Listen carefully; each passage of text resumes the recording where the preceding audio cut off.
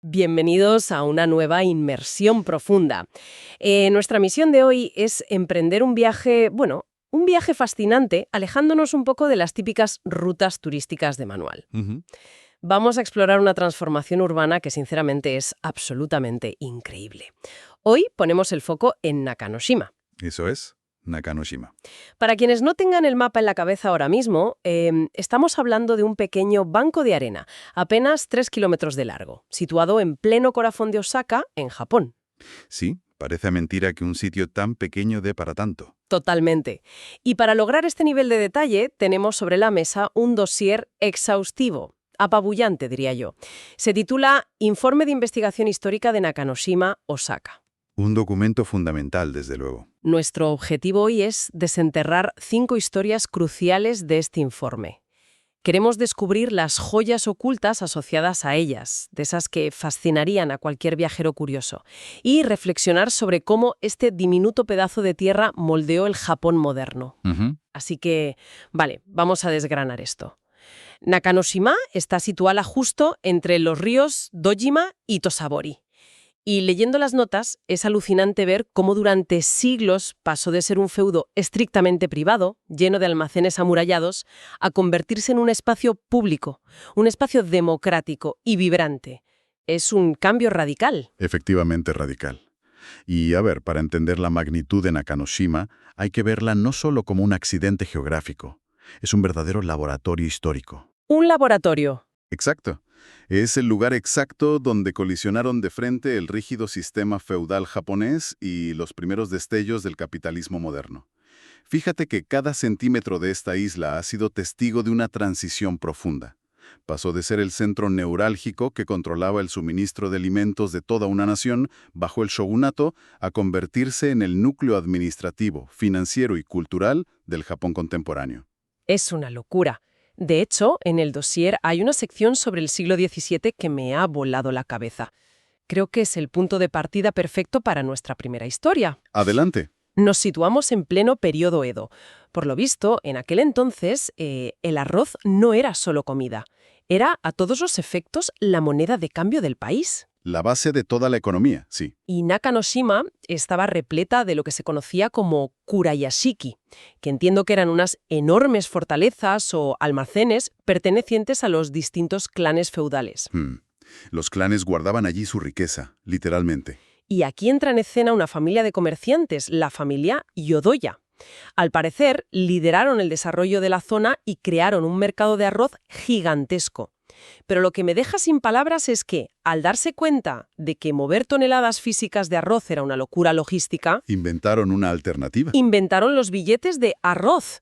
O sea, me estás diciendo que el mercado de futuros, los contratos que hoy mueven Wall Street, se inventaron en un banco de arena en Japón muchísimo antes de que a alguien en Occidente se le ocurriera. Tal cual. Es un hito económico monumental que a menudo pasa desapercibido. Imagina el caos que suponía una economía basada en el intercambio físico de sacos de arroz por las calles. Lo que hizo la familia Yodoya fue emitir recibos sobre futuras cosechas. Billetes de promesas, básicamente. Eso es. Y en el año 1730, el shogunato, que era básicamente el gobierno militar dictatorial de la época, oficializó este sistema. Se conoció como el mercado de arroz de Dojima. Ya veo. Establecieron reglas formales de compensación y contratos estandarizados. Sentaron literalmente las bases de las finanzas globales modernas. Es una pasada. Entonces, me imagino que los Yodoya inventaron la economía moderna, se hicieron inmensamente ricos y vivieron felices para siempre, ¿no? Bueno, ricos se hicieron desde luego, pero la historia no acaba tan bien para ellos. Aquí hay una advertencia brutal sobre los peligros de desafiar las estructuras de poder. Ay, madre. Al shogunato no le hizo ninguna gracia perder el control fáctico de la economía. Para 1705, la familia Yodoya había acumulado tantísima riqueza que el gobierno feudal se sintió profundamente amenazado. ¿Y qué hicieron? Pues bajo la excusa oficial de que los Yodoya llevaban una vida de lujo impropio de su estatus, el shogunato les confiscó absolutamente todo. ¿Qué me dices? Hasta el último céntimo. Es el choque perfecto entre una economía de mercado emergente y una política feudal que aún dictaba a punta de espada quién tenía derecho a prosperar y quién no. Madre mía, es una historia de éxito y tragedia a partes iguales. Y aquí viene la primera joya oculta de este análisis para quienes decidan visitar la zona hoy en día. Sí, el monumento. Exacto. Muy cerca del puente Nakanoshima Garden hay un monumento gigante de acero inoxidable súper brillante. Se llama un grano de arroz. Y fíjate en este detalle, resulta que en su diseño participó el mismísimo arquitecto Tadao Ando. Un grande. Quien pasea por allí hoy, viendo los modernos rascacielos reflejados en el agua del río, seguramente pensará que es una escultura bonita y ya está. Y ese es el problema de no conocer el contexto. La inmensa mayoría de los turistas asumen que se trata de una pieza más de arte contemporáneo para decorar la ciudad. Claro. No se dan cuenta de que ese monumento de acero marca el kilómetro cero de la innovación financiera mundial. Estar de pie en ese punto es estar en el lugar donde, hace siglos, los precios del arroz se transmitían a todo el país, ¿Cómo los transmitían? mediante un complejo sistema de señales visuales con banderas, de tejado en tejado. Entramos en nuestra segunda historia. Nos vamos a principios del siglo XIX. Una época fascinante para Japón. En esta época, Japón seguía siendo un país cerrado a cal y canto al exterior, pero la información científica occidental empezaba a filtrarse lentamente por Osaka. En el dossier lo llaman Rangaku, o estudios holandeses. Sí, los pocos libros que entraban lo hacían a través de comerciantes holandeses. Pues en 1838, un médico visionario llamado Ogata Koan funda una academia llamada Tekiyuku. Lo revolucionario aquí, leyendo los apuntes, no era solo que enseñaran medicina o ciencia occidental, sino la mentalidad de la escuela. Totalmente distinta a la época. Exacto. No importaba en absoluto el rango feudal del estudiante ni su linaje.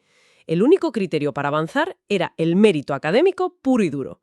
Estudiantes como el famoso Fukusawa Yukichi descubrieron entre esas paredes lo increíblemente absurdo que era el sistema de clases.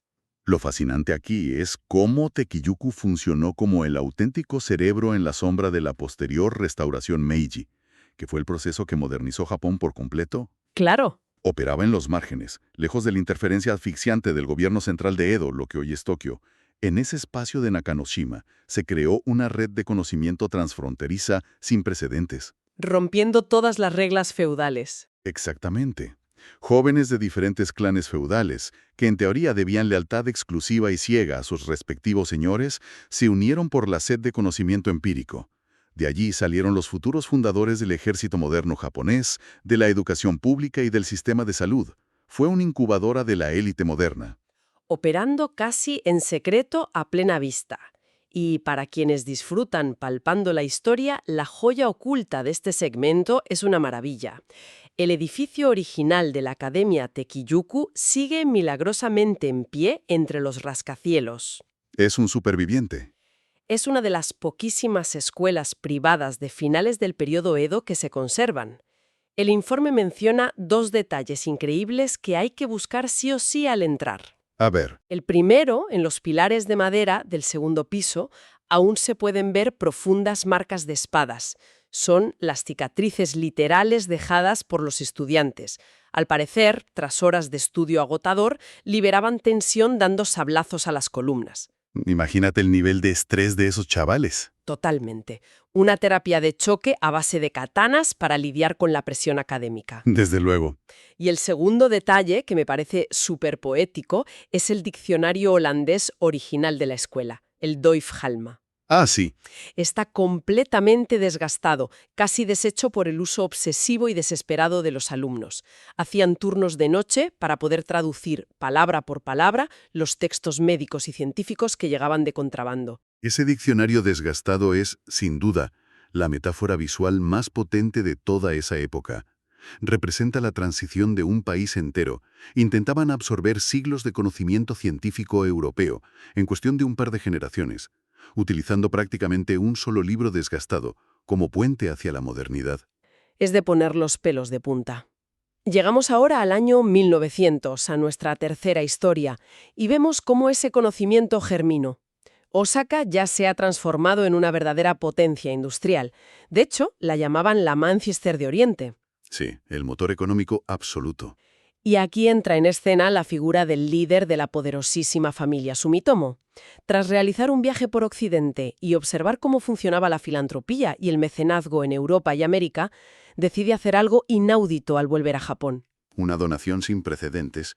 Dona a la asombrosa cantidad de 200.000 yenes de la época y 20.000 libros de su colección privada para construir una biblioteca pública masiva en Nakanoshima. Y fíjate, esta donación marca un punto de inflexión brutal en la mentalidad urbana.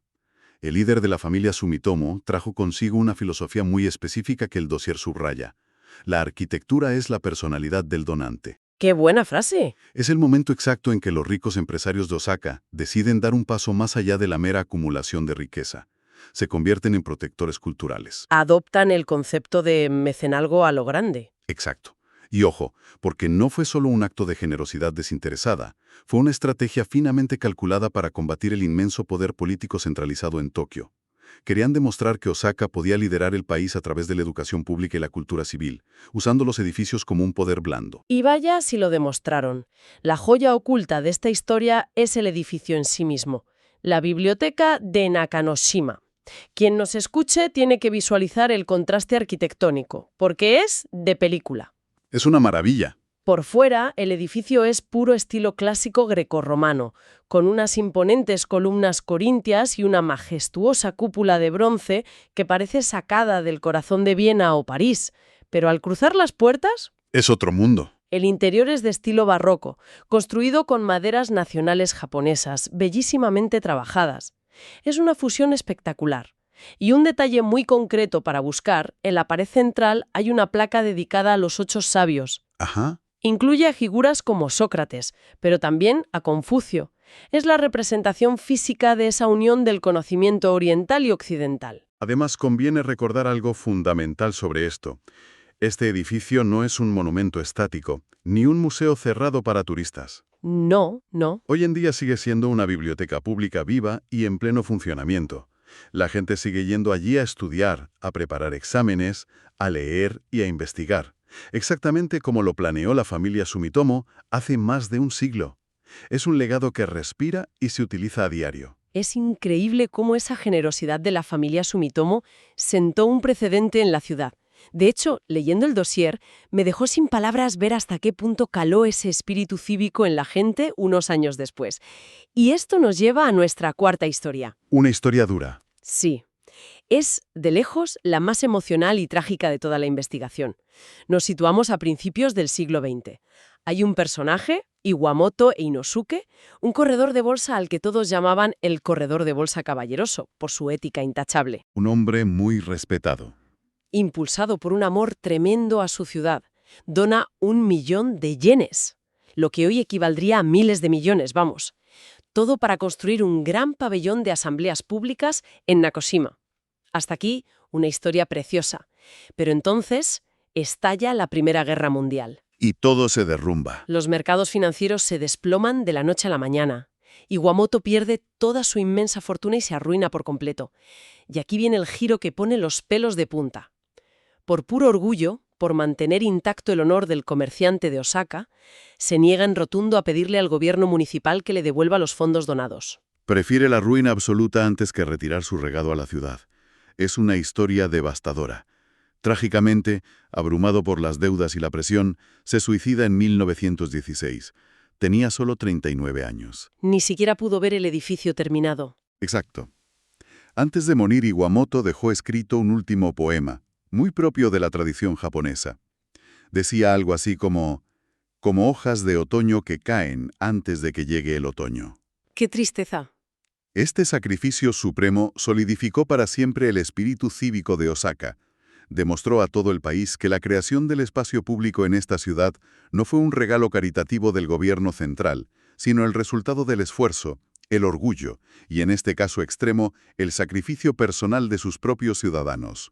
Ese sacrificio dio lugar al pabellón central, o Central Public Hall, que es un edificio impresionante de ladrillo rojo que domina el paisaje de la isla. La joya oculta aquí, el secreto que la inmensa mayoría de la gente pasa por alto al visitar el pabellón, no está en su imponente fachada. Está debajo. Exacto, está bajo tierra. Resulta que hay que bajar al sótano para encontrar una pequeña y solemne sala conmemorativa. Allí, en el silencio, se custodian celosamente la pistola que utilizó Iwamoto para quitarse la vida y su diario personal. Es una experiencia que te encoge el estómago. Sí, te conecta directamente con la tragedia humana detrás del ladrillo. Y luego, al salir a respirar aire fresco y mirar la fachada principal, el dossier recomienda fijarse en las estatuas del tejado. Son Minerva y Mercurio. Ajá. Representan la sabiduría y el comercio, la fusión exacta de los ideales por los que Iwamoto dio su vida. Totalmente. Y aquí es donde la cosa se pone realmente interesante para cualquiera que viva en una ciudad moderna. Llegamos a nuestra quinta historia que trata sobre el suelo mismo que pisamos. El Parque Nakanoshima. Eso es. Viendo las fotos antiguas en el informe, hay que hacerse una pregunta obligada. ¿Cómo es posible que una isla entera, que estaba blindada y dividida por más de 130 almacenes feudales amurallados, esos kurayashiki de los que hablábamos antes, terminara convirtiéndose en el primer parque público de Osaka en el año 1891? Hoy en día sonaría imposible. Hoy en día, que las ciudades se pelean por cada metro cuadrado para construir pisos de lujo, suena a ciencia ficción pura. Suena a ciencia ficción, claro, pero la respuesta radica en un cambio de paradigma político monumental. En 1872 se produjo la abolición definitiva del sistema de clanes feudales en Japón. De la noche a la mañana, todos esos inmensos e imponentes almacenes perdieron su función. Claro, ya no había clanes que los usaran. Exacto. Durante siglos fueron los símbolos supremos del poder y la riqueza de los señores de la guerra, pero de pronto eran reliquias vacías. Esto permitió lo que el informe denomina de forma muy acertada una democratización del espacio, radical. Me encanta ese concepto. La tierra fue expropiada a los antiguos señores feudales y en lugar de venderla al mejor postor, fue cedida a la ciudadanía. Crear un espacio verde, un parque inmenso, en el corazón del distrito comercial más valioso de todo el país, fue una decisión política sumamente audaz. Priorizó el bienestar público sobre la especulación inmobiliaria salvaje. El resultado es el parque actual, que es una maravilla absoluta de los contrastes.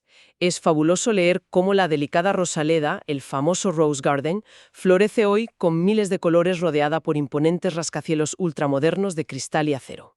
Una estampa preciosa. Pero atención a la joya oculta para los más observadores que paseen por allí.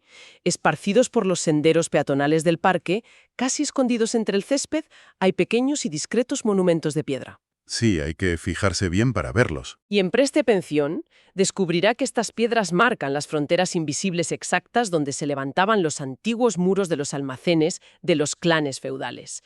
Es literalmente caminar sobre el fantasma de una ciudad amurallada. Y no solo eso. Dime. Resulta alucinante pensar que toda la isla de Nakashima es, en el fondo, una especie de inmensa montaña artificial. Artificial. Sí.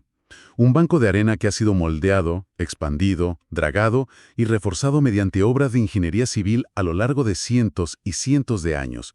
¿No es un simple accidente natural? ¡Qué guau! Eso le da otra dimensión por completo. Si conectamos esto con el panorama general, el dossier de investigación nos ofrece 4 grandes tesis fundamentales para entender la magnitud de lo que ocurrió en esta franja de tierra. A ver, repasémoslas. Primero, la prioridad comercial. Hemos visto cómo las reglas financieras, como los contratos de futuros de la familia Yodoya, fueron inventadas y aplicadas por comerciantes por pura necesidad, muchísimo antes de que existieran leyes formales del Estado para regularlas. La economía fue por delante del Estado. Completamente. Fueron pioneros a la fuerza. Segundo, la transición del espacio privado al público. Nakanoshima pasó de ser un terreno excluyente, amurallado y cerrado a cal y canto, a transformarse en el mayor capital cultural y social de la ciudad, accesible para todo el mundo. Exacto, un cambio de dueños total y absoluto. ¿Y cuáles serían las otras 2 tesis que marca el informe? La tercera tesis destaca la creación de redes de conocimiento sin fronteras. Instituciones como la Academia Tekiyuku de Medicina ignoraron por completo las rígidas barreras políticas de los feudos. Reunieron mentes brillantes de todo el país y prepararon el terreno intelectual para que Japón pudiera, años después, convertirse en una nación unificada y moderna. Saltándose las reglas del juego feudal, básicamente. Eso es. Y cuarto, lo que el informe define brillantemente como gobernanza estética. Gobernanza estética, suena bien. Se refiere a cómo los comerciantes y empresarios de Osaka utilizaron la belleza, el arte y la arquitectura monumental, como la imponente biblioteca de Sumitomo o el pabellón de Iwamoto, para proteger su legado de los caprichos o ataques de la autoridad política.